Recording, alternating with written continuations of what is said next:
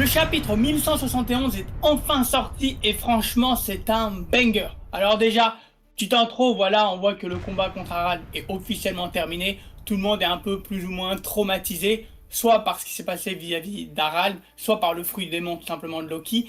Et on remarque quand même que Shanks, il se déteste lui-même au point où il veut même s'arracher son fameux bras. C'est un peu référence, voilà, au début du manga avec Luffy, etc. Mais le truc le plus important, Mata, je pense que tu es d'accord avec moi, c'est la conversation entre le Gorosei et Imu. Ouais, bah, il y a un truc assez balèze dans ce que dit Imu, c'est que si jamais un chevalier divin, donc un gars qui a passé un pacte avec lui-même, meurt, il y a une contrepartie. Déjà, rien que le fait de signer un pacte, Imu fait quelque chose en contrepartie. C'est trop inspiré d'Harry Potter. Ah, Imu, c'est Voldemort, quoi. C'est des Horcruxes, les chevaliers divins. Tu tues un chevalier divin, tu tues une partie d'Imu. À chaque fois, ça va être comme ça. Si tu veux battre Imu, en fait, faut décimer tous les chevaliers divins. Ouais. Alors, j'irai un peu plus loin au niveau des petits détails. Je dirais que la seule manière pour Imu de s'en tirer avec la mort d'un chevalier divin ou supérieur, c'est-à-dire d'un mec avec la marque, c'est si Imu décide lui-même de rompre le contrat. Comme avec Saturne à la fin de Egghead, c'est Imu qui a choisi de rompre le contrat. Et là, je pense que c'est safe parce que c'est comme s'il récupérait une partie de son âme, un peu à la Harry Potter. C'est comme si, voilà, Voldemort, il choisit lui-même de récupérer une partie de son âme. Par contre, et là, bah, c'est ce que tu avais expliqué, si un mec ayant la marque se fait tuer au cours d'un combat ou, voilà, involontairement d'Imu, quoi, d'Imu, là, il y a un petit problème, ouais. Et si je vais encore plus loin dans ta théorie, c'est-à-dire qu'en gros, une fois que tous les mecs avec la marque sont one-shot, c'est comme si la défense ultime d'Imu se brise et il est à découvert, quoi. C'est ça que tu essaies de dire au final. Voilà le résultat, l'histoire ne ment jamais, nous sommes incompatibles. N'oubliez pas, Elbaf est lié au dé. De plus en plus, Oda nous met la scission entre deux camps, le camp des dés et le camp de Imu, quoi. Le camp des dés, mec, de plus en plus, on a des petits détails pour différencier justement tous les alliés du gouvernement mondial. Genre, typiquement, les étendards, les drapeaux de certains pays, ou les religions.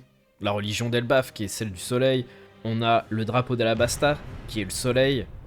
C'est pas un hasard tout ça. Hein. Je pense que de plus en plus, Oda est en train de nous mettre les pions sur l'échiquier des futurs grands protagonistes de la nouvelle guerre, quoi. De cette guerre qui sera certainement la guerre finale contre Imu.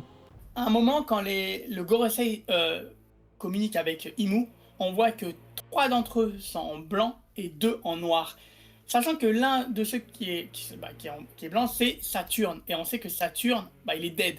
Donc moi, ma petite take, c'est qu'en fait, c'est un peu un pré-shot, un petit foreshadowing de ceux qui vont clams parmi le Gorosei. Et les 2 en noir, soit qui vont rester en vie, soit qui vont faire un petit truc. Voilà, c'est ma petite take de loser, mais je tenais à la faire. En fait, il y a un petit truc à dire parce que, voilà, à la fin, Loki révèle l'histoire, qui est enfin terminé, le flashback, etc. Et il y a Gaban qui dit, le problème, c'est que Loki ignore encore ce qui est réellement arrivé à Harald en Terre Sainte. S'il le faut, je suis prêt à tout raconter. Moi, je pense que là, à la fin d'Elbaf, on aura l'annonce officielle d'Imu. Parce que jusqu'à maintenant, l'équipage ne sait pas encore qui est Imu en fait. Même à Egghead, le fait qu'il y ait Saturne et le Gorosei qui a popé, ils savent pas d'où ils sortent en fait. Vraiment, l'équipage, bon, a voulu défendre Bonnet et Vegapunk, mais ils savent pas d'où ils sortent, le Gorosei. Et là, on va avoir enfin la révélation que Imu existe. Et Luffy, je pense que c'est là où il va dire, ok, Imu, c'est notre cible, c'est le mec qu'on doit déglinguer. Peut-être même que Gaban connaît qui est Imu au final, et que nous on voit une ombre parce qu'on est à la place des Mugiwara, on sait pas en fait qui est Imu. Mais à la fin, au moment de la révélation, on va enfin savoir qui est Imu véritablement. Dans le chapitre, enfin, faut rappeler aussi que le titre du chapitre s'appelle Ragnir. Faut bien qu'il y ait une raison à que ça s'appelle Ragnir. Et on voit à la fin Loki qui est enfin libéré de ses chaînes, du poids de la culpabilité aussi, puisqu'il s'excuse, les géants, ils lui disent on est désolé, tout ça. Il est vraiment libre. Non, libre, hein, comme Nika. Tu vois ce que je veux dire? T'as Luffy en mode ouais, vas-y, montre-moi de quoi t'es capable, j'ai envie de voir ta puissance. Et le mec, Loki, à fond, allez, on va lui montrer de quoi on est capable, Ragnir. Il crie un peu, on entend le Gyao. On sait pas si c'est Loki ou Ragnir qui gueule, mais va savoir. Et ensuite, on voit de la neige, de la glace autour de Ragnir. Et là, nouveau pouvoir. Oda qui nous montre Ragnir qui gèle le... Genre, alors je saurais pas le prononcer, le dragon. Bref. Avec son attaque Nilfheim. Et en fait, du coup, là, il utilise la glace. Au début du chapitre, on voit autour de Harald du feu. Donc il a utilisé, bon, du feu, en fait, à un moment donné. Mais ça, on l'a pas vu. C'était au moment en mode POV dans le dernier chapitre. Et on a vu contre Harald, pour l'achever, la foudre. Et aussi contre Elbaf, la foudre. Mec, il y a la foudre, le feu, la glace. Attends. Combien d'éléments il maîtrise, là, le Loki? Les pouvoirs, ils viennent d'où, d'après toi? Ils viennent de Loki ou de Ragnir? Alors, je pense aussi qu'il y a forcément la terre dans le lot, pour être honnête. J'imagine largement une frappe du marteau là dans le sol et il y a des pics une espèce de montagne, il y a des pics de roches là qui sortent. Et moi, personnellement, de mon avis, c'est que ça vient de Loki, tout simplement. Ça vient de Loki. Ragnir, c'est juste un marteau et basta, je pense. C'est un marteau qui a bouffé le fruit de l'écureuil, un truc comme ça, je pense.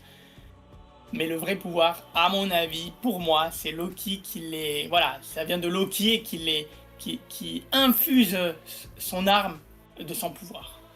Après, faut pas oublier que on n'a toujours pas eu la révélation du fruit de Ragnir, tout comme on n'a toujours pas eu la révélation du fruit de Loki. Pour moi, Oui. Oda, il essaye de nous mettre mais une fausse piste des ténèbres, et j'espère que c'est ça, en nous disant « Non mais regardez mes Color Walk, Fenrir, ah, oh, le Nidhogg, c'est un Logia de type mythique, mythologique, ah, c'est un dieu, tout ça. » J'ai tellement envie que ça soit pas ça, mais tellement envie, vous avez pas idée. Je préfère que ça soit un fruit du démon de type Paramecia, où le mec juste, il attrape Ragnir, et du coup, il acquiert les pouvoirs de Ragnir.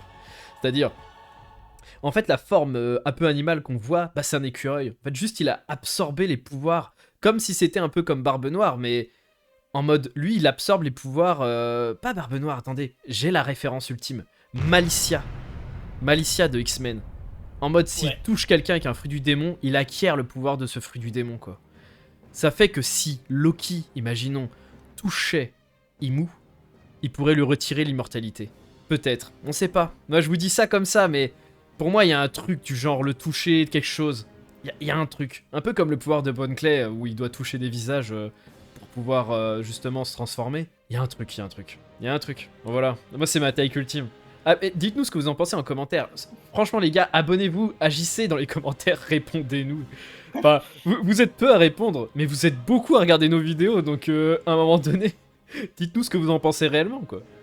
Après, faut quand même pas oublier que Loki, il dit qu'il est capable de voler. Donc sur ce, moi, c'était votre Samosa. J'avoue, putain, bah écoutez, c'était Mata. Et on était les Manga Bro. Ciao. Chaud.